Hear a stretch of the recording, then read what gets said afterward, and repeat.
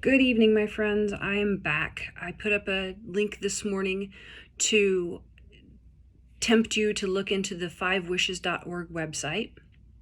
I'm pretty sure nobody did, but you have that access to that website now, which is a great website. The Five Wishes document is an advance directive. It can be used in place of the state's advance directive in most states of the union. There are 6 that you cannot use that as your advance directive. Those states are, and I'm going to read, Indiana, Kansas, New Hampshire, Ohio, Oregon, and Texas. Now, if you live in any of those 6 states and you decide you want to use the 5 wishes, you would fill out the advance directive that is specific for the state, and then you would attach the 5 wishes document to that, and then it's all legal and it can be used. The big question is, why is this called 5 wishes? Well, the people who created this document had the idea that at the end of life, there are 5 big wishes that a person would have a need to have addressed. The first wish being the person I want to make care decisions for me when I can't. So that's the medical power of attorney. The second wish would be the kind of medical treatment I want or don't want. And so that would be kind of a list of items that are commonly used for aggressive care at the end of life, such as intubation or dialysis or blood products, or having a tracheostomy or a PEG tube, which would be a feeding tube into the stomach. So you would be able to address things like that in the second wish section.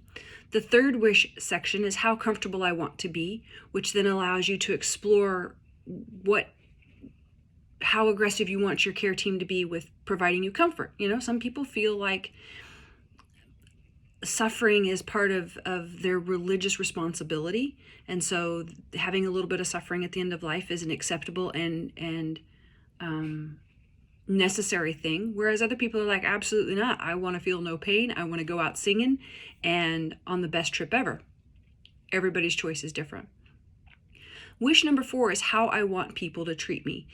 Now, this is kind of a very tricky wish. It's described as personal matters such as whether you'd like to be at home or whether you'd like to have someone to pray at your bedside.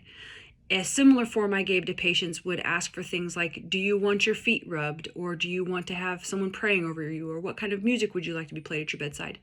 So this particular section is specific for people who are very much right at the end of life. So I would imagine somebody who is possibly enrolling in hospice from my clinic might go fill out a 5 wishes and would be able to kind of instruct their family what they would want at the very end of life. And then the last wish in the 5 wishes is what I want my loved ones to know. So that section is going to be for some of the hard conversations that we don't manage to have, such as forgiveness, how I want to be remembered, so legacy making, and then final wishes regarding funeral or memorial plans. We can talk more about all of those if you have an interest later on. I'm specifically curious about what people think about legacy leaving. That's a whole other topic by itself.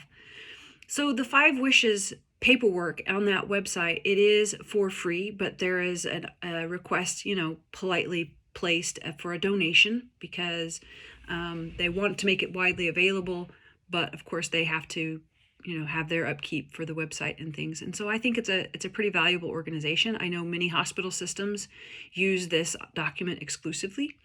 A friend of mine has this in her bone marrow transplant unit, and that's what they give out to patients to do advanced directives. So take a look at it, see what you think. You can always use your state's general form. It will be less informative for sure, but maybe less stuff to fill out. I kind of look at this as just a whole guided conversation for people who have trouble making forays into having this conversation. So have a look at it, tell me what you think, and I'll talk to you again later. Thanks.